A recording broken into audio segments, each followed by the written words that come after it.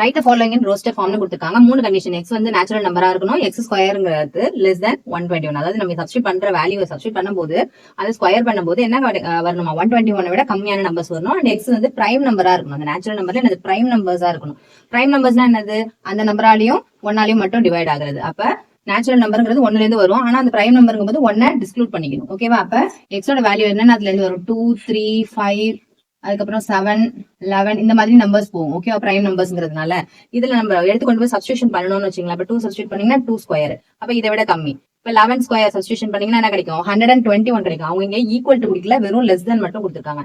அப்ப இந்த நம்பரை டிஸ்க்ளூட் பண்ணிட்டு இப்ப 7 எடுத்துக்கிட்டீங்கன்னு வச்சுங்களா, 7 ஸ்கொயர்னு வரலாம். 7 ஸ்கொயர்ங்கிறது 49 வந்து 121 லெஸரான நம்பர். அப்ப ரோஸ்டர் ஃபார்ம்னா என்னது, நம்ம அதை பிராக்கெட்ல எழுதணும். நம்ம கேபிட்டல் ஏன்னு அந்த செட் எடுத்துக்கலாம்.